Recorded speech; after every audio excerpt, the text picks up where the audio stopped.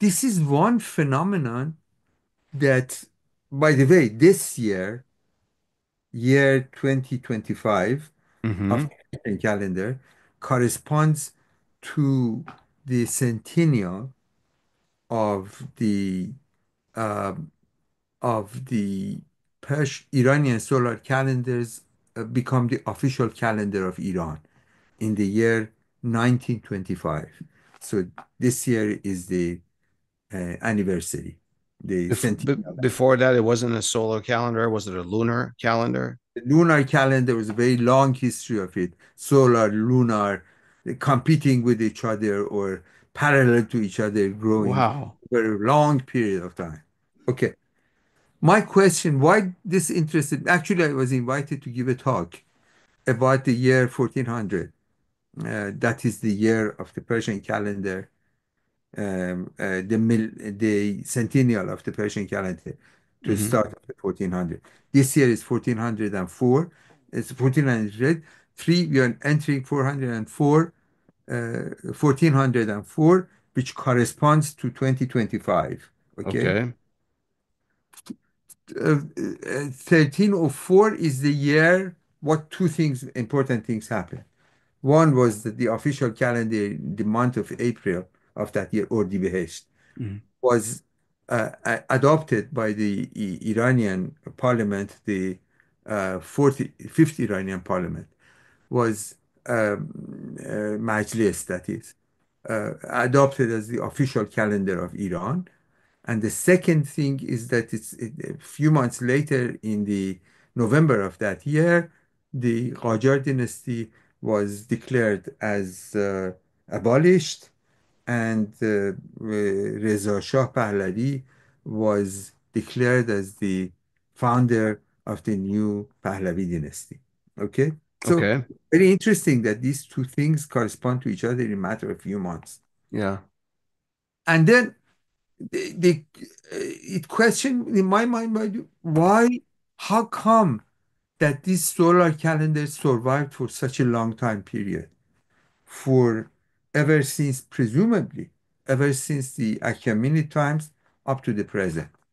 We have a solar calendar. And incidentally, that's very interesting. Iran is one of the four countries in the world that has its own calendar, that it does not follow the Gregorian calendar or the common era of today's 2025. Okay? So it's remarkable. Why this persisted so long?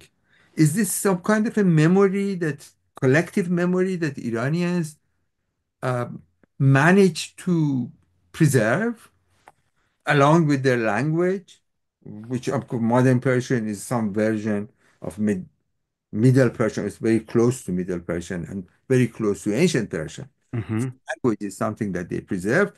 The land that they had, more or less, if you point on the map in the ancient times or in medieval times, in modern times, is Persia. It's the same. More or less, it's the same. Okay. Yeah. Yeah. Yeah. But the concept of calendar was not written much about in terms of why this thing survived or how this is survived. Okay. So let's go to the why. Yes. Did you All right. find an answer to that? Well, well, something to do with the fact that there is one would say, political economic or political economy function Hmm. to the idea of Nowruz. And they would immediately tell me how. Yeah. See, this is a celebration, I said, certain, uh, with a certain mythological background. But now what is the socio-economic? I don't want to use the kind of Marxist terminology, Yeah. but is a kind of a political economy behind it. What is Yeah. this political economy? Okay, first of all, and then we go back again to the Achaemenid time.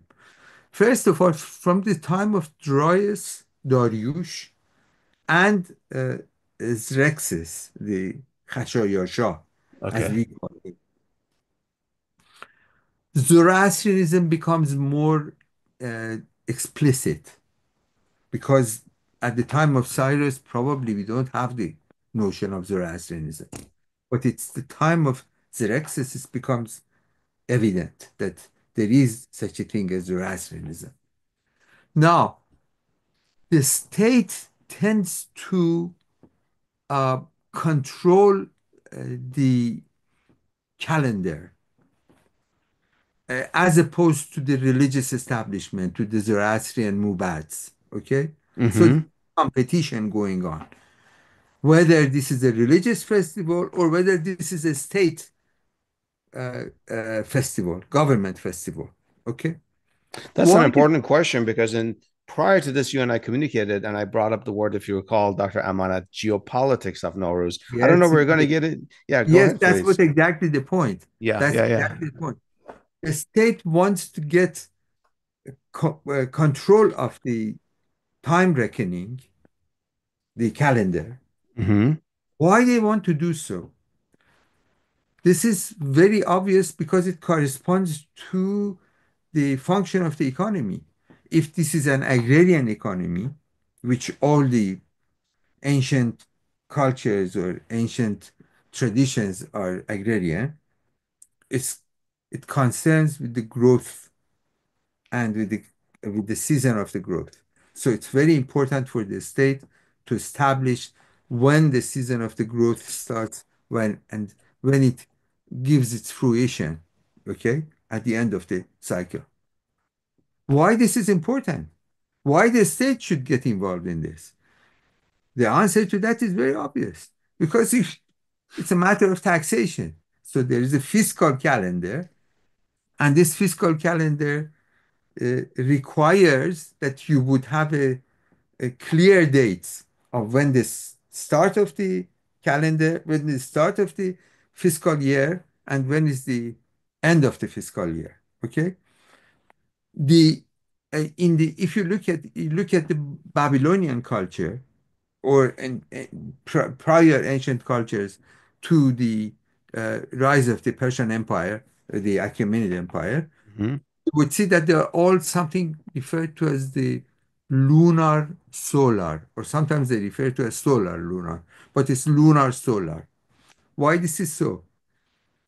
Because in the lunar solar calendar or in the lunar calendar, what is the lunar calendar? 12 months of the year, Yeah, okay? yeah. So you add up 12, 30 days, it becomes 361 days. Whereas in real time, the year when this orbital revolution takes place is 265 days. Hmm. And, all right. So there is a 5 days or 4 days, 5 days difference, okay, between the solar calendar and lunar calendar. So somehow you have to bring these two together, okay? So you have to solve this problem as a ruler. You have to solve this problem that how this 11-day difference that you every year occurs, how you would how you would work out this 11 days without your calendar is going to be disturbed. Okay? Yeah. And this was a major problem for all the cultures of ancient times, including Iranians. Okay? So, because you have to know exactly when the equinox happens, and in order to maintain it for the year, otherwise, the Nowruz or the beginning of the year is going to fall behind. All right? Every year is going to fall 11 days behind. Yeah, yeah. After a while, it will be a disaster. Your Nowruz is going to fall in the middle of the winter. Okay? And Hmm. that was the problem. You had to solve there. That's why you have the astronomers or astrologers, as Yeah, they were, yeah. Manajim. Okay? You have to have them all the time. That's why the Babylonians were so good at it. All right? Now, you ask me why Nowruz is important and why the state has a certain geopolitical interest in it. Yeah. That's because if you look at Iran, Iran is located in a certain uh, temperate, as they would refer to, temperate region in the northern hemisphere. that falls more or less between, I think, 22 parallel and 52 parallel, somewhere between this region. What's the significance of that? Significance of it is that in this temperate region, at the beginning of the spring, it's the kind of a balanced or when there is an the day and the night are of equal time. Okay. Okay. Therefore, the growth season, when you have to start tilling the land, is in exactly the same time as the equinox. Okay. And if you live in that part of the world, you Hmm. see that between the 15th of the month of Esfand, the last month of the uh, Winter. solar calendar, and the beginning of the spring, the 15th of Farbardin, is a month time, the temperature changes, everything changes. You see a growth basically around you. It's very different from our time here. You live in California, of course. Yes. I Yes. live here right now in northeast of the United States. Okay, in Connecticut. Yeah. We are a month at least, or a month and a half behind the spring. So you look outside, nothing is happening.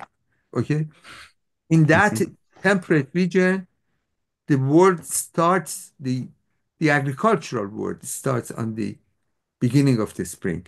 So the state, in order to be able to collect its taxes, which is its major concern, Yeah. Yeah. Of course.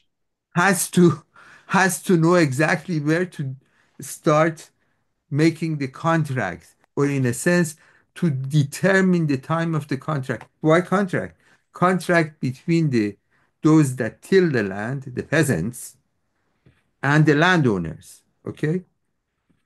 Why the landowners has something to do with the state? Because the state indirectly controls the land, indirectly through taxation, determines that when they had to start making the appropriate contracts for the beginning of the agricultural year. What do you mean by contracts? Is this Yes. labor contracts or is this sort of But price it's a kind of contract? pact. If you look at ancient Iran, it's referred to as bon, or in more recent time, uh, before the before the land reforms of the Shah's time, it was referred to as boneche, meaning the contract that it's drawn between the landowner and the peasant. You know, every year at the beginning of the spring, that's what used to happen. If you would Yeah. have gone to a relatively conventional village in certain part of central Iran, or for that matter in a broader region, if we Hmm. would like, if we would have gone into that place, you would see that the landowner is beginning to make the arrangement with the peasant. So much I give you seeds, because it was a five-part thing. This Hmm. was water, land, water, what referred to as gov, which means the tools of the actual uh, tilling the land, then the seeds, and then the labor. This is the five part. Okay, you make an you make a contract with your peasant, that works on your land, that you provide the labor, you probably provide the gov, that's the tools. The tools, yeah. Yeah. I provide the seeds, I provide the water, and I provide the land. So three by two.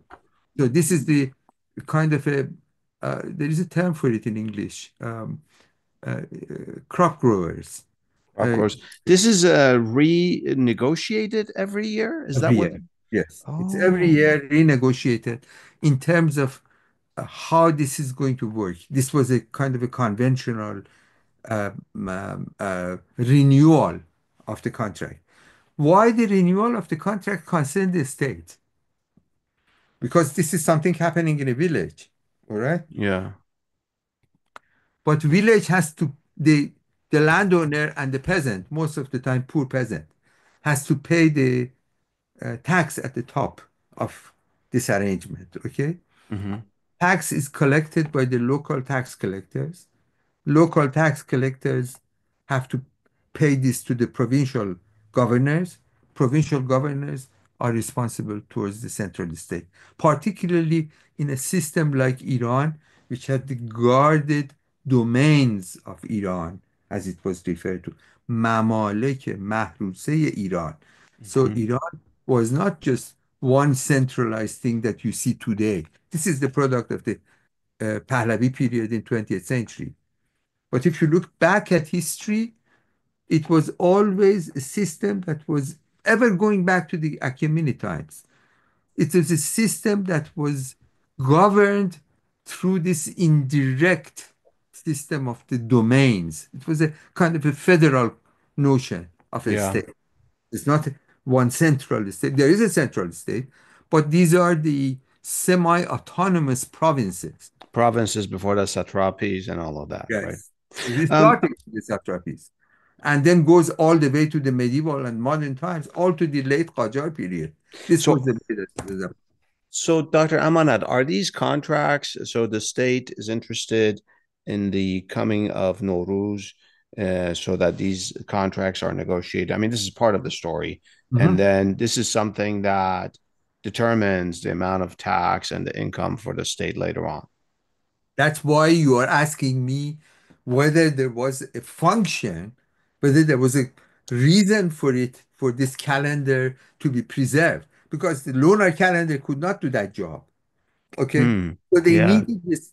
They needed a solar calendar, and then there are all kinds of devices. I don't want to go to its details. Actually, it's in my book to some extent. Yeah. That how they managed to compensate for this lunar solar calendar, how the solar calendar has a certain superiority, certain advantage over the lunar solar, and because of that, it was preserved. And then how it's continued in the Islamic times, ever since the very Islamic period.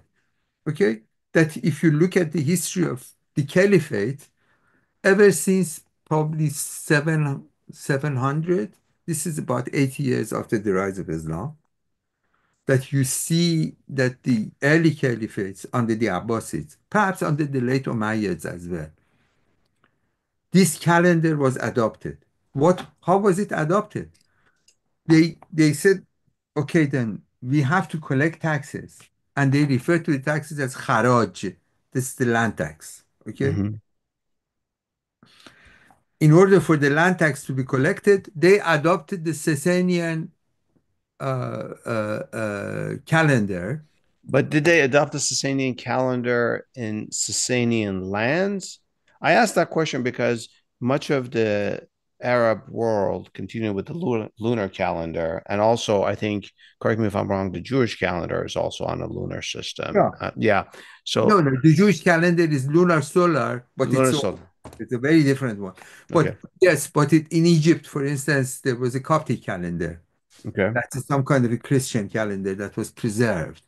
So Egyptian calendar also.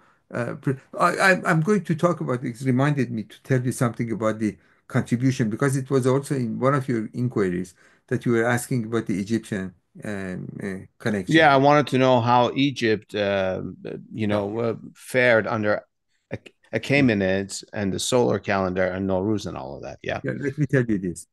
One, if you hold on to our story here I will. and go back a little bit further, a little bit backward, you see that in the Achaemenid times, for the earlier part of it, prior to the conquest of Egypt, which happened in 525, if I'm not wrong, Okay.